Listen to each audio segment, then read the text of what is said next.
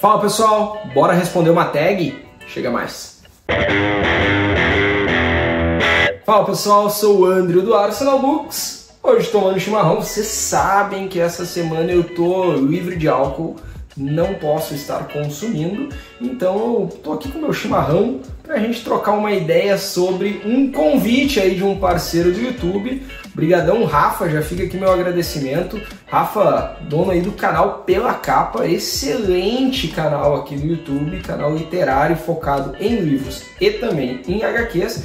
E o Rafa se propôs a fazer uma tag aí focada em HQs. Ele intitulou essa tag como tag quadrinística, então respeitando o autor, eu mantenho o mesmo nome aqui para o vídeo. E a gente vai passar por 15 perguntas que permeiam o meio dos quadrinhos, obviamente, e eu vou escolher uma das obras sempre para responder alguma dessas perguntas. Vocês sabem bem como é que funciona a dinâmica das tags, então chega mais que a gente tem 15 perguntas pela frente.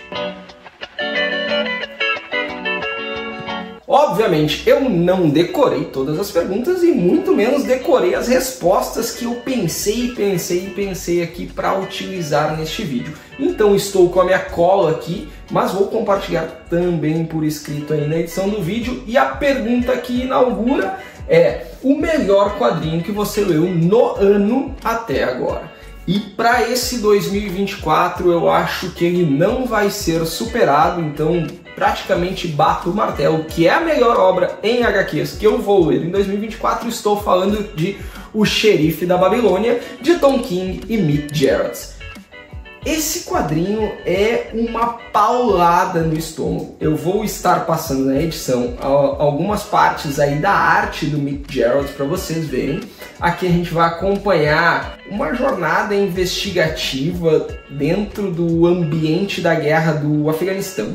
O Tom King, ele era um militar que serviu neste conflito, então ele traz aqui muita propriedade no texto dele e assim, é uma trama muito intrincada. Eu não quero falar nenhum tipo de spoiler, não cabe aqui, obviamente, mas assim, foi uma obra difícil de avançar por alguns momentos, mas quando eu fechei eu falei, cacete, cara, o Tom King, ele tem coisa para nos dizer, tá? Eu sei de outras obras dele aí disponíveis no mercado que tem também um hype absurdo, principalmente, se eu não me engano, o Senhor Milagre, gera uma comoção por parte dessa obra do Tom King, mas ele também acaba sendo alguém bastante criticado. Eu acho que todo mundo que se depara e quando adentra essas majors do mercado como DC e Marvel para escrever seus personagens, eles acabam mexendo num vespeiro. Você está mexendo com um personagem que tem uma importância muito grande para diversas pessoas.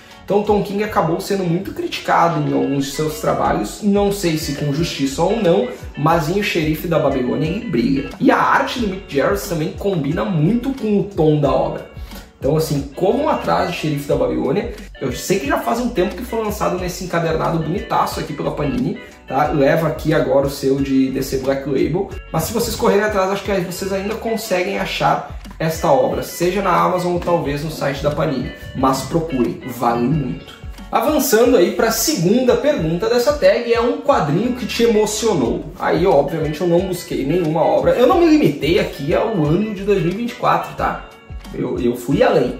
E quando me perguntam sobre um quadrinho que me emocionou, de cara me vem na cabeça Traço de Giz, do Miguel Ancho Prado, lançado aqui no Brasil pela editora Pipoca e Nanquim. É uma obra curta, essas graphic novels europeias, elas têm um charme, né? É um tamanho, eu vou até mostrar para vocês, porque O Xerife da Babilônia é o formato americano tradicional. Dá uma olhada no tamanho dos formatões europeus, né? Tem uma diferença aqui bem substancial em termos de tamanho, tá? E assim, essa realmente é uma obra, ela é um tiro rápido, é um tiro curto, então também obviamente não cabe nenhum tipo de spoiler, mas vocês vão acompanhar a jornada de um viajante ali que ele fica preso ali numa pequena ilha que é um farol, e só tem uma residência ali que mora a mãe e um filho, e é perdido no meio do nada. E aí vocês vão acompanhar a jornada dele para também sair ali daquele lugar, enfim, explorar esse traço de giz no meio do mar aqui que vocês estão vendo, que é justamente este farol. É uma obra que cabe inúmeras releituras, porque ela parece que a cada vez que tu tem contato com ela, ela quer te dizer uma coisa diferente, ou ela te salta os olhos de um formato diferente. Eu quero reler, isso aqui eu diria tranquilamente que é uma obra que vocês podem reler anualmente. Acho que cada releitura vai dar um ganho substancial para essa obra. E Miguel Ancho Prado é um artista que me chama bastante atenção. Eu até confesso que eu não tenho mais nenhuma obra dele aqui na coleção, mas eu preciso correr atrás, tá? Porque, assim, traço de giz dele, eu sei que é a obra mais bem conceituada dele, mas, poxa, um cara que tem esse potencial aqui, com certeza ele tem mais obras boas no catálogo. Traço de giz, eu vou ver a disponibilidade desse quadrinho, principalmente na Amazon ainda. Se tiver por lá, cara, link abaixo, compra pelo link, ajuda muito o canal. Mas, puxa, garanta isso daqui, vale demais. Avançando, a terceira pergunta, sua série preferida em andamento ou que você ainda não concluiu? Eu escolhi um aqui para ser a principal da minha resposta, mas eu vou dar uma roubadinha aqui, com a permissão aí do Rafa, porque eu quero também abrir espaço para falar sobre uma outra obra, mas já chego lá. E a minha série preferida em andamento e a que eu estou colecionando é Spawn Origins, lançada pela Panini. Eu voltei, assim, parece que há alguns anos aí, porque eu voltei a comprar isso aqui mensalmente, quer dizer, mensalmente. A Panini não lança nenhum mensalmente, né? Isso aqui sai a cada bimestre praticamente, completamente atrasado nos prazos, mas Spawn fez parte da minha infância. O filme me marcou muito na época. Os quadrinhos, quando chegaram no Brasil, isso aqui foi uma coqueluche, assim, todo mundo só falava disso no meio dos quadrinhos. A Image Comics como um todo revolucionou os quadrinhos nos anos 90. Eu sei, existe margem para debate, muita gente torce o nariz para esse material, mas putz, aqui a nostalgia pega forte, tá? Então estou fazendo a coleção de Spawn Origins. Então Panini, ajuda logo e lança os outros volumes. Neste momento que eu estou gravando o vídeo, só tem disponível até o volume 3, que eu mostrei no último vídeo de Book Haul para vocês. Essa série é para concluir em 13 ou 15 volumes, se eu não me engano, que chega do 1 até o 100. Então Panini, corre atrás aí, vamos embora, vamos lançar isso aí, vocês já estão muito atrasados e eu tô louco para conferir o andamento dessa série. E como eu falei para vocês, eu vou fazer uma menção honrosa aqui, que aí, por incrível que pareça, a culpa dos atrasos não é da Panini, mas está atrasado. Mesmo assim, estou falando de Batman, Gárgula de Gotham, um quadrinho do Homem-Morcego, escrito e desenhado por um brasileiro e também pintado, colorido por um brasileiro. Estamos falando da dupla Rafael Grampá, a cargo do roteiro e dos desenhos, e de Matheus Lopes na colorização. Fica aqui o meu ponto. Se os atrasos, essa minissérie ela tem que concluir em 4 volumes, tá? Já foram lançados 2 aqui no Brasil e no mundo, tá? Porque aqui no Brasil chegou de forma simultânea. Se estes atrasos são em benefício da obra, tá tudo certo. Tá tudo certo. O que me indigna é o Spawn, porque o Spawn já foi escrito, sei lá, 30 anos atrás. Então não tem desculpa, não vai melhorar nada. Isso aqui é uma série em andamento mesmo. Rafael Grampá está desenhando e escrevendo neste exato momento. Então, se os atrasos são em benefício da obra, tá tudo certo. Mas os 2 primeiros volumes eu já comentei aqui brevemente sobre e já recomendei. Vale muito a pena. Corram atrás desse material. A quarta pergunta é: um quadrinho que te deixou feliz? E eu vou dizer o seguinte, me deixou feliz porque eu ainda não tinha lido esse clássico e eu consertei isto este ano graças a uma iniciativa, de novo, da Panini. Ela domina o mercado brasileiro, não adianta. Mas uma iniciativa muito bacana que eu já comentei aqui no canal, fiz um vídeo específico sobre, vou deixar nos cards. Reino do Amanhã, nessa versão Pocket, DC Pocket, né? Essas versões de bolso da Panini que visam baratear algumas obras essenciais do mundo dos quadrinhos. Eu sei os debates por trás disso aqui, prejudica a arte do Alex Ross, mas eu já dei todo o meu palpite lá no vídeo, confiram. Eu particularmente bato palmas para essa iniciativa. Quanto mais pessoas tiverem acesso ao mercado de HQs, melhor será para todos nós, tá? E Reino do Amanhã é uma dessas obras que quando tu começa a ler quadrinhos, tu sabe que tu precisa chegar até ela. E quando chegou, ela não me decepcionou, ela entrega realmente tudo, ela faz jus ao que todos falam. Reino do Amanhã é um dos itens obrigatórios aí na coleção de quem lê DC Comics. A quinta pergunta é uma adaptação favorita de quadrinhos. De novo, com a permissão aqui, eu vou colocar duas obras porque, assim, são duas obras que me marcaram por quesitos diferentes. Uma foi muito foda na época de lançamento, as duas foram muito fodas na época de lançamento. Uma não envelheceu tão bem, a outra continua sensacional. Mas eu lembro que o hype que eu fiquei nesse lançamento foi surreal. E a primeira que eu estou falando, que é justamente essa que não envelheceu assim das melhores maneiras possíveis, é 300, né? Um filme que adapta a HQ aí do Frank Miller, a história de Rei Leônidas e os 300 espartanos que de certa forma conseguiram atrapalhar os planos do Império Persa dominado e controlado pelo Rei Xerxes. Cara, ela foi um divisor de águas assim no Andrew ali pequeno, cara. Quando lançou em 2006 eu tinha 12 anos, então foi um marco assim para mim, toda aquela questão visual, estilística e aqueles conceitos que hoje a gente já sabe que são muito deturpados do que representava ser espartano, a gente sabe que isso é tudo balela, mas enfim, foi um filme muito marcante. E a outra obra que continua sendo uma das grandes obras aí das HQs até hoje, estamos falando de Cavaleiro das Trevas, do Christopher Nolan com o Christian Bale, o melhor Batman, sem sombra de dúvidas. Obviamente gosto do Michael Keaton como Batman lá nos primeiros filmes, mas também gosto do Robert Pattinson no último filme, The Batman. Acho que ele traz um vigor novo, uma nova vertente pro Batman, mas que funcionou pra mim. Mas o Christian Bale, ele é o rosto do Batman no cinema pra mim. E Cavaleiro das Trevas é a melhor adaptação de um quadrinho pras telas, não tem como dissociar, sabe? Quando a gente fala de filme de super-herói, essas coisas, o Batman, o Cavaleiro das Trevas, ele entrega tudo. Cara, Heath Ledger como Coringa é um troço fora da curva, assim. Quem não viu esse filme, eu acho que é quase impossível alguém não ter visto esse filme. Corra atrás, vejam essas duas adaptações, porque em termos de transpor quadrinhos para as telas ou transpor personagens de quadrinho para as telas, elas são ambas muito competentes. A sexta pergunta é o personagem favorito mais recente, e um personagem que já é um clássico dos quadrinhos, mas que eu fui ter contato com a obra escrita somente agora, é Hellboy, do Mike Mignola. E fui ter contato através desses ônibus da Mitos de histórias curtas. São pequenos contos aqui, completamente dispensando cronologia, então se vocês também não conhecem a literatura do Hellboy e querem correr atrás, estes ônibus eu acho que são mais fáceis de achar do que o cronológico, né, que seriam em 4 volumes. Esses aqui estão disponíveis mais fáceis, tá? E pode começar por qualquer um deles, tanto o volume 1, que é esse aqui, quanto o volume 2. E aqui conta com artistas convidados também, Richard Corben é genial. E neste primeiro volume, a história O Vigarista, desenhada pelo Richard Corben, é que foi adaptada para o último filme, agora lançado em 2024. Hellboy é simplesmente fantástico. Sétima pergunta, um quadrinho que você recomendaria até para sua avó?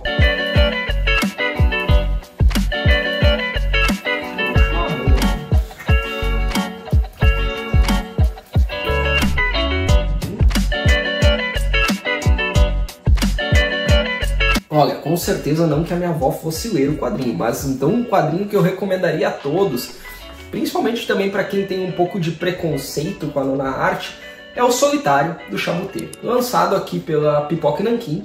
Solitário é uma obra sensível, é uma obra que com pouquíssimos diálogos tem muito a dizer. Aqui a gente vai acompanhar a vida aí de um ermitão que mora sozinho num pequeno farol, uma ilha menor ainda que o Traço de Giz, porque lá ele vive sozinho. Tá? Vou estar passando a arte do Chaboté para vocês, porque assim, ele é dono do melhor PB assim que eu conheço. O melhor preto e branco vem das páginas do Chaboté, na minha opinião. Talvez rivalizando com Frank Miller ali no que ele fez em Sin City, mas o Chaboté é genial. Eu gosto demais desse quadrinista francês. Vocês viram também que eu gosto de obras que envolvam faróis. Eu não sei. Eu gosto muito dessa temática, tá? Inclusive o Farol, o filme do Robert Eggers, um dos melhores também. Quem não viu, veja. Mas aqui em Solitário a gente vai ter uma obra sensível, a gente vai ter Uma obra cheia de nuances que, se tu não estiver atento a tudo que o Chaboté te coloca em cada quadro, vocês podem perder detalhes que são importantíssimos para vocês conseguirem, de certa forma, absorver o que ele quer nos passar. Chaboté é um quadrinista que ele diz muito através de pouco. Procurem ainda essa obra, leiam Chaboté, principalmente para quem tem um pouco de preconceito ainda com quadrinhos, com a nona arte no geral.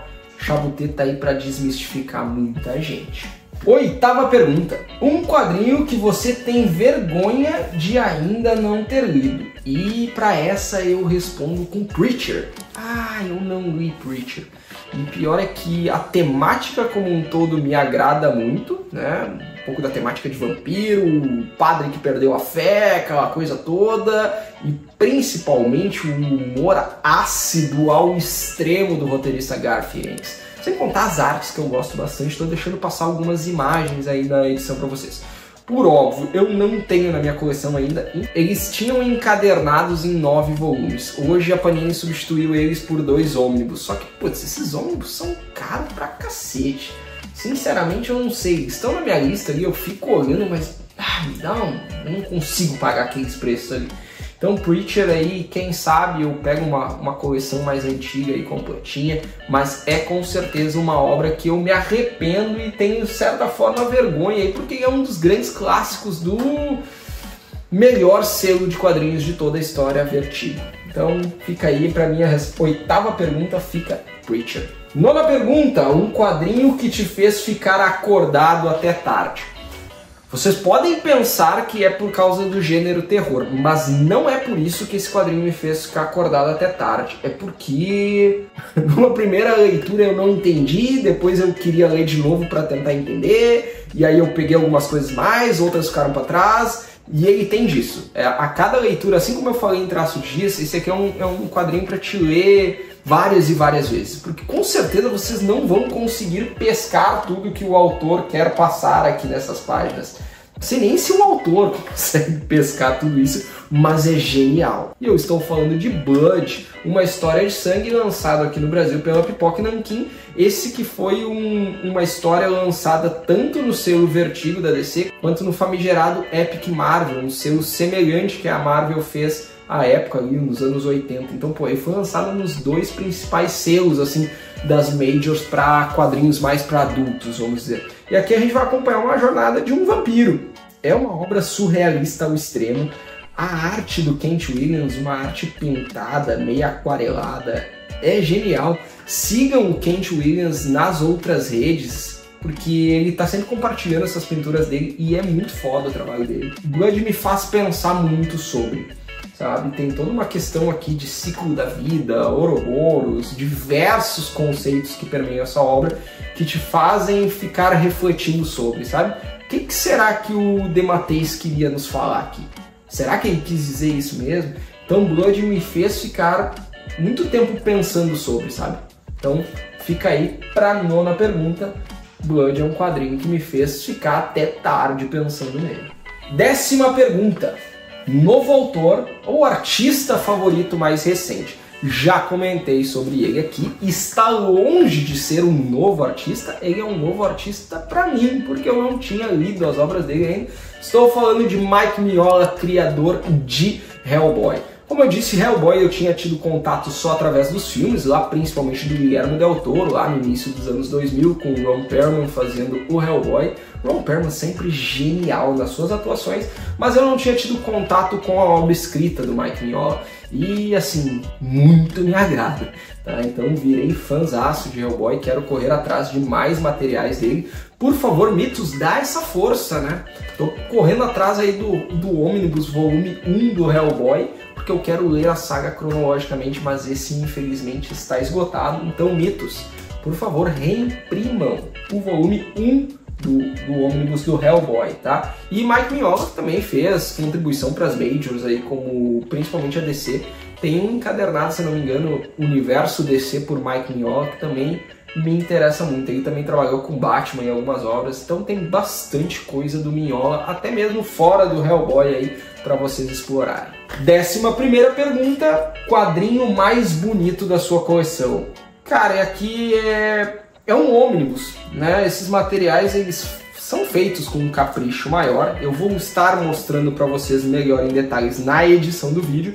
Estou falando de O Ônibus de Batman Terra 1, escrito por Geoff Johns e desenhado magistralmente pelo Gary Frank. Essa dupla me pegou muito, tá? Eu já corri atrás ali de outros materiais que os dois participam, deixei na minha lista, tô de olho, sempre acompanhando as promoções. Tá? E aqui a gente vai acompanhar uma terra paralela aí do morcego, tá? Porque vai ter algumas mudanças na lore principal do Batman, né? Do que a gente conhece já sobre os pais dele, os assassinatos, tudo isso, principalmente do próprio Alfred, por exemplo. Então tem umas mudanças de roteiro. De novo, é uma terra paralela, não é da cronologia principal do Batman, por assim dizer, mas é um trabalho excepcional. Eu gostei demais. Ele ficou, assim, pau a pau com o Xerife da Babilônia para entrar como o meu quadrinho favorito do ano, tá? Mas eu até, o que ponderou é porque ele é mais bonito do que o Xerife da Babilônia, então eu botei os dois aqui para cada um responder uma categoria, tá? Mas ele pode sim também ser encaixado como uma das melhores leituras desse ano.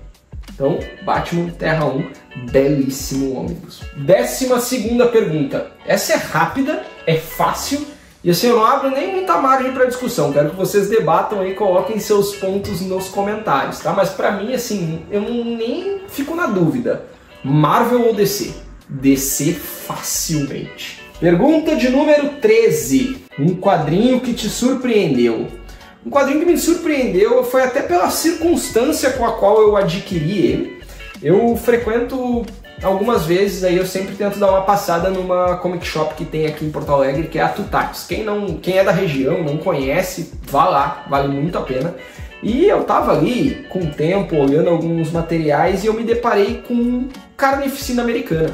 Confesso que um material que eu nunca tinha ouvido falar, leva aqui na capa o seu DC Black Label, tá? Então já sabe que ele é um material voltado para um público mais adulto. E aqui a gente vai acompanhar uma investigação de um policial infiltrado em uma dessas seitas extremistas dentro ali do cenário americano. Vai discorrer dali muita coisa chocante. Me agrada a arte, eu vou estar mostrando aí, obviamente, na edição do vídeo para vocês, a arte que fica a cargo do Leandro Fernandes e os roteiros do Brian Hill. Tá? E me pegou de surpresa porque, de novo, eu não conhecia absolutamente nada dessa história, nem fazia ideia da existência desse material. Então foi uma grata surpresa. Peguei na Tutatis, paguei R$24,90, algo assim. Eu particularmente, tá? Isso aqui é uma coisa que eu sinto falta. Esses formatos de encadernado que compilam todo o material em capa cartão, cara, é a melhor coisa que tem. É acessível para todo mundo e todo mundo pode ter de forma mais fácil o acesso a grandes histórias e desmistificar um pouco desse mercado das HQs, sabe? A gente briga tanto que quer que as pessoas leiam mais HQs, mas, cara, cada vez fica mais caro. Então vamos recorrer de novo a esses formatos, como está sendo feita a coleção do Spawn. Isso aqui é ótimo. Todo mundo consegue ter acesso a isso. Então, assim, Carnificina Americana, se vocês não conhecem essa obra e se depararem com ela de alguma forma, peguem ela porque vale muito a pena. Penúltima pergunta, número 14, um quadrinho que te decepcionou. Aí eu vou pegar a série como um todo, foi fechada em 3 volumes, mas já fica aqui meus parabéns aí para a Panini, que lançou nestes formatos de capa cartão. Eu estou falando da série Batman e Coringa, a dupla letal, escrita e desenhada por um dos meus quadrinistas aí favoritos, um guilty pleasure, por assim dizer. Ele também não é, ele figura ali entre uma das pessoas importantes da indústria nos anos 90, porque é um dos fundadores da Image Comics. Aqui a gente está falando de Marc Silvestre, tá? E aqui ele foi convidado aí para DC para fazer um arco que foi compilado em 3 encadernados, tá? São 12 edições no total, se eu não me engano. E aqui a gente vai acompanhar uma trama onde o Batman e o Coringa eles vão precisar ser aliados para enfrentar esse mal ali que está assolando Gotham. Cada um, obviamente, pelos seus motivos, mas a gente vai ver os arquirrivais aqui tendo que trabalhar em conjunto. Obviamente, a gente sabe que esse em conjunto ele é até determinado ponto. Só que o grande ponto é que não tem surpresa nenhuma nessa obra. Tu sabe que essa parceria entre eles ela vai ter uma reviravolta logo ali, nada é original, sabe? Pode ser uma boa estratégia, assim, pode ter sido um roteiro inicialmente bem pensado, mas que não foi bem executado, tá? A arte do Marc Silvestre, ela dispensa comentários, eu sou muito fã do trabalho dele, mas confesso que até nesse quesito aqui me deixou um pouco decepcionado. Eu prefiro bem mais os trabalhos do Marc Silvestre em Witchblade, principalmente em The Darkness. Então assim, acabou me decepcionando como um todo. Não me arrependo de ter comprado este material, vai ficar na minha coleção, mas eu esperava algo mais vindo do Silvestre.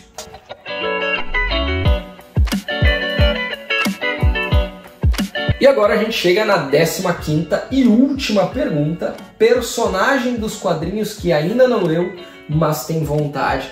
E putz, aqui é outro que eu fico um pouco até envergonhado de dizer que eu não li. Eu nunca li Constantine das páginas de Hellblazer. Constantine, inicialmente idealizado por Alan Moore nas páginas de O Monstro do Pântano, foi um personagem baseado no cantor Sting que acabou ganhando muito espaço. As pessoas ansiavam por ver mais daquele detetive do sobrenatural ali, e ele acabou ganhando a sua própria revista intitulada Hellblazer, mas eu nunca li. Então assim, obviamente conheço a lore do personagem, do Constantine, conheço o que foi feito com ele mais recentemente, enfim, não vou entrar muito nesses detalhes, mas é um quadrinho que eu acabei nunca tendo contato porque é difícil. Eu sei que a Panini agora está compilando de novo em coleções belíssimas, mas muito caras. Quem sabe aí eu consiga acompanhar, mas vamos ver. É mais difícil porque é um personagem com muitos e muitos anos e muitos arcos de história. Então assim, acompanhar de forma cronológica é um desafio um pouco maior. Mas Constantine, infelizmente, eu nunca consegui ler.